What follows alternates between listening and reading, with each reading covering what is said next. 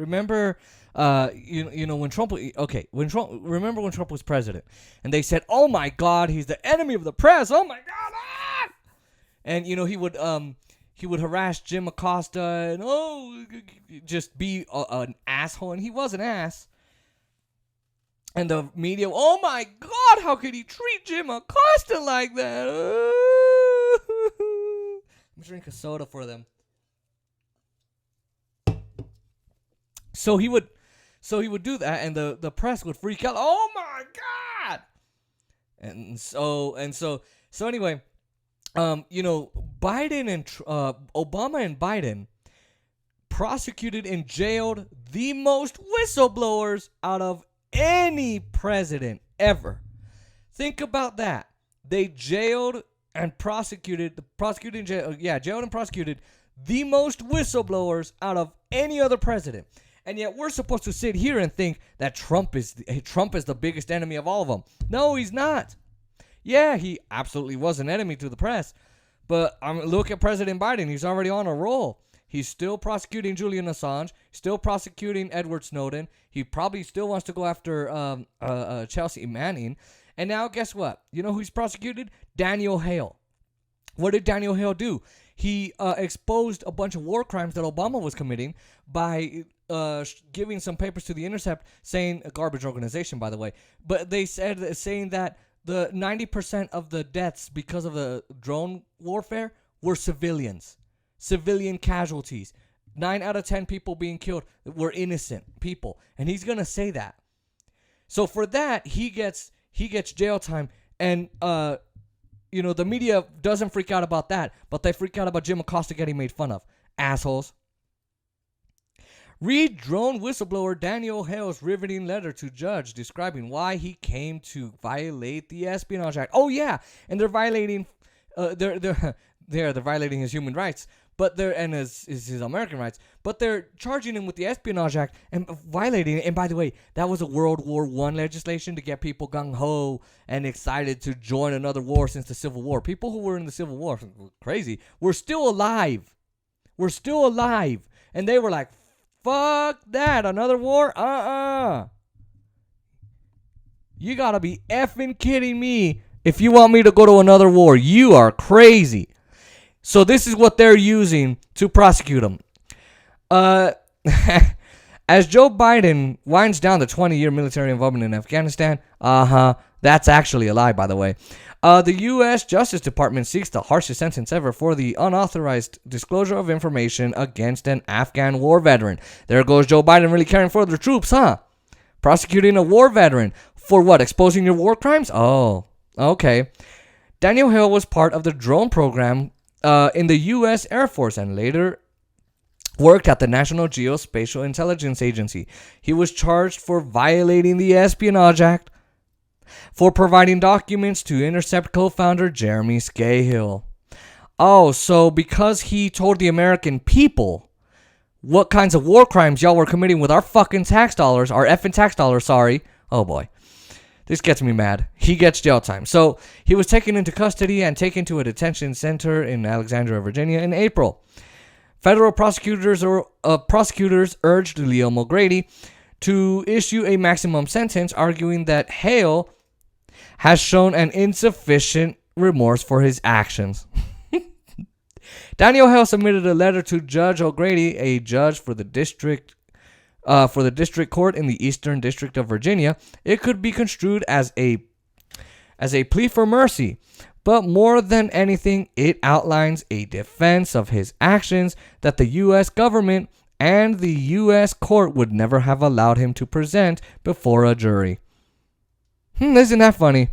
Free and speedy trial. Wow. So here's his letter. I'm going to read it to you. Take a drink. It's heart-wrenching and heart-stopping. Here we go. All right.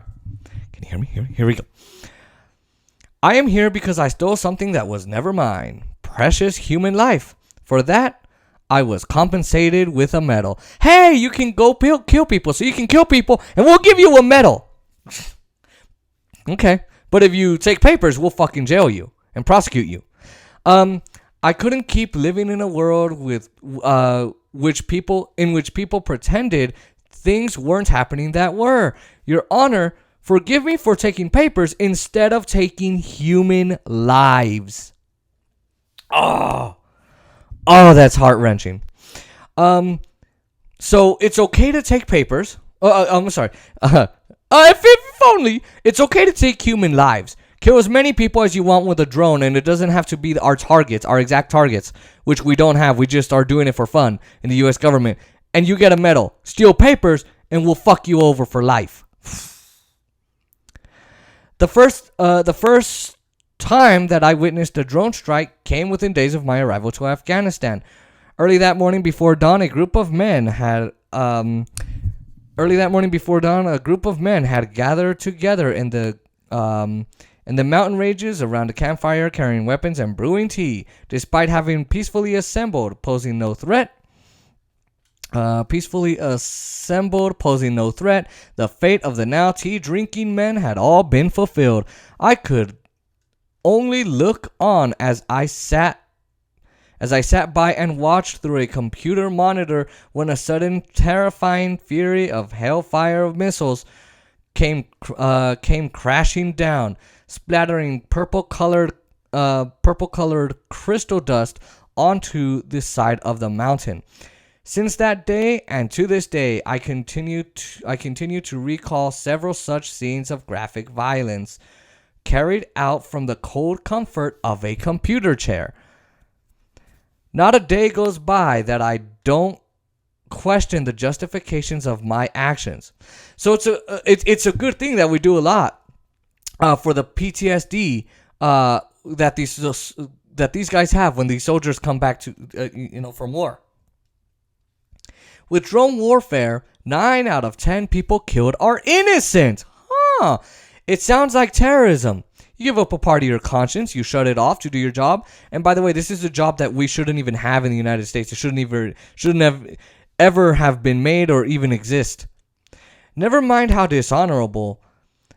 How could any thinking person continue to believe that it was necessary for the protection of the United States to be killing people in Afghanistan, none of whom was responsible for the September 11th attacks? No, it was Saudi Arabia, but we don't do anything to them because they're our allies because of oil and money. Oh, okay.